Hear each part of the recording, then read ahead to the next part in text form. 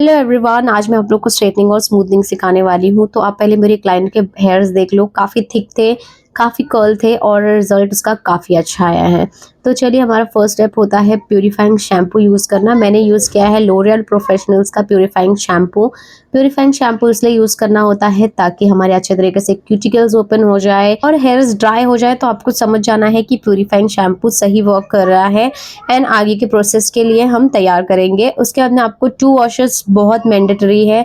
2 washes करने के बाद में अच्छे तरीके से हमें इसे वॉश कर लेना है और वॉश करने के बाद में हम इसे करेंगे ब्लो ड्राई। और नॉर्मली ब्लो ड्राई करना है, अगर आपको चाहिए तो आप स्ट्रेट ब्लो ड्राई भी कर सकते हैं, बट मैं डायरेक्ट स्ट्रेटनिंग करने के लिए ले रही हूँ। आप देख सकते हो काफ़ी कर्ल है हेयर्स में, बट ठीक है। और आपको लेना है थिक थिक सेक्शंस पहले एंड देन आपको अच्छे तरीके से स्ट्रेटनिंग करनी है ताकि थोड़े से बाल स्ट्रेट हो जाए और आगे की क्रीम अच्छी वर्क करे। उसके बाद में मैंने ले लिया है स्ट्रेटनिंग क्रीम। मैं स्ट्रिक्स प्रोफेशनल्स का यूज़ करती हूँ स्ट्रेटनिंग क्रीम, काफ़ी अच्छा रिजल्ट है इसका। स्ट्रिक्स का मैंने लिया है 0 इंटेंस, क्योंकि इनके हेयर्स बहुत थिक है, आप देख सकते हो। मैंने इसमें और एक क्रीम ऐड की थी, that is L'Oréal Xtenso cream, क्योंकि मेरी वो क्रीम खत्म हो गई थी। तो आप ये मिक्स करके भी यूज़ कर सकते हैं, कोई प्रॉब्लम नहीं आते हैं हेयर्स में। पहले आपको अच्छे तरीके से मिक्स करना है, उसके बाद ही अप्लाई करना है। ये स्टेप बहुत ज़्यादा इंपॉर्टेंट है क्योंकि कुछ कुछ पार्टिकल्स यहाँ वहाँ हो गए होते हैं। तो आपको अच्छे तरीके से अप्लाई करना है और मल्सीफाई करना है ताकि अच्छे तरीके से प्रोडक्ट हर एक बाल पर लग जाए और इसे रूट पर अप्लाई नहीं करना होता है।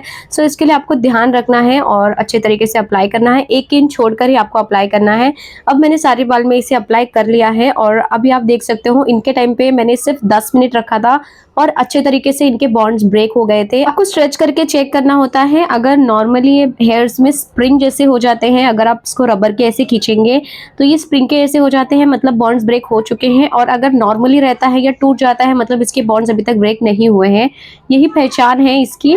उसके बाद में आपको 2 मिनट रख के 5 मिनट इमल्सिफाई करना है, पानी थोड़ी सी डाल के, एंड उसके बाद में अच्छे तरीके से इसे वॉश करके निकालना है। थोड़ा भी प्रोडक्ट आपके हेयर्स में रहना नहीं चाहिए, वरना आपके क्रीम की वजह से आपके स्कैल्प या बाल जल सकते हैं। तो आपको इस बात का ज़्यादा करके ध्यान रखना है। अब मैंने अच्छे तरीके से हेयर वॉश कर लिया है। अब मैं इसे ब्लो ड्राई कर रही हूँ। आप चाहिए तो आप स्ट्रेट ब्लो ड्राई करने के बाद में आप स्ट्रेटनिंग स्टार्ट कर सकते हैं, वरना आप नॉर्मली ब्लो ड्राई करिए एंड देन आप स्ट्रेटनिंग स्टार्ट कर दीजिए।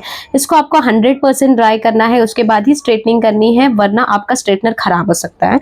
इसके लिए आपको अच्छे से 4 पार्टीशन करना है। जब हम 4 पार्टीशन कर लेंगे उसके बाद में आपको धीरे धीरे एक एक सेक्शन लेना है। मैं 2 पार्टीशन में ही करती हूँ क्योंकि मुझे अभी हैबिट हो गया है। एंड आपको जो सेक्शंस लेने हैं वो एकदम पतले पतले होने चाहिए।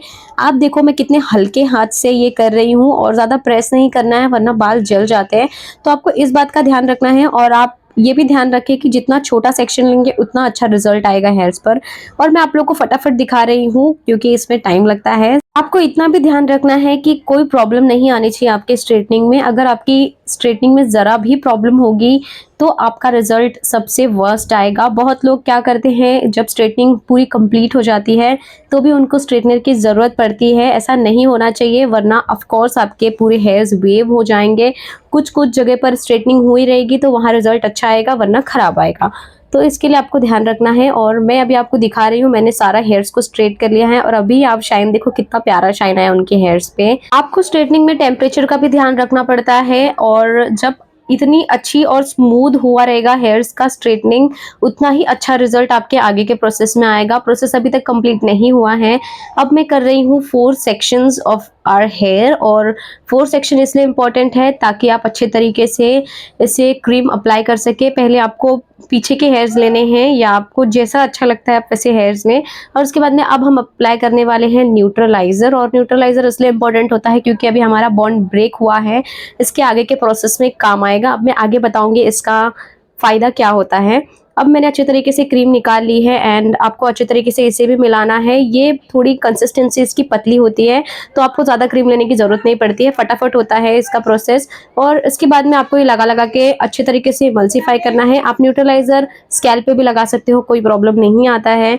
और न्यूट्रलाइज़र लगाना इसलिए इम्पोर्टेंट रहता है क्योंकि जो भी अभी हमने बॉन्ड ब्रेक किया है, अब जैसा आप शेप देंगे उस तरीके का शेप आपके हेयर्स में आ जाएगा। तो इसीलिए बोलते हैं कि अच्छे तरीके से अगर हम स्ट्रेटनिंग स्ट्रेटनिंग करते हैं तो इसीलिए अच्छे तरीके से हमारा रिजल्ट आता है।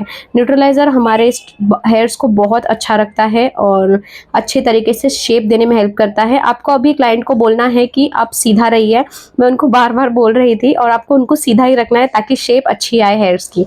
तो अब जैसे रखेंगे और इसे हमें छोड़ना है 10 मिनट, मैक्सिमम आपको सिर्फ 10 मिनट ही रखना है। अब मैं लगा रही हूँ लॉरियल का हेयर मास्क। अभी मैंने हेयर अच्छे तरीके से वॉश कर लिया था, उसके बाद में मैं हेयर मास्क लगा रही हूँ। न्यूट्रलाइज़र लगाने के बाद ही लगा रही हूँ, आप ऐसा मत सोचिए मैं न्यूट्रलाइज़र के साथ में लगा रही हूँ।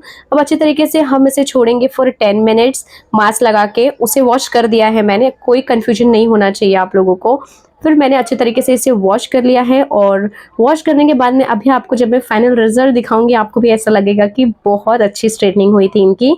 अब मैं अच्छे तरीके से कोम कर रही हूँ, क्योंकि जितने भी प्रोडक्ट रहेंगे वो कोम में आ जाएंगे। और पहली बात तो मैंने सारे प्रोडक्ट्स अभी तक निकाल दिए हैं उनके हेयर से।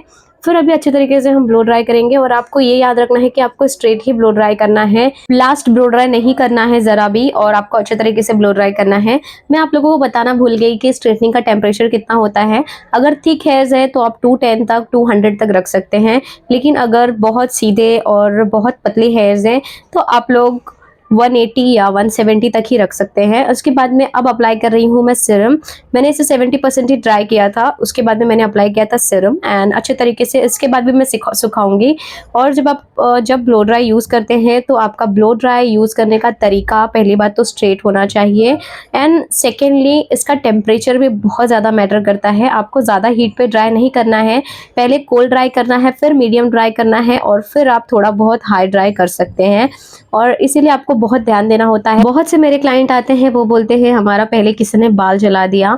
तो हेयर जलने का सबसे बड़ा कारण यही होता है कि आप फर्स्ट क्रीम बहुत ज़्यादा टाइम तक रख देते हैं, और सेकेंड क्रीम भी आप 20 to 30 मिनट्स रख देते हैं, बट ऐसा नहीं रखना होता है। न्यूट्रलाइज़र हमें सिर्फ 10 मिनट रखना होता है मैक्सिमम, वरना आप 8 मिनट में भी निकाल सकते हैं।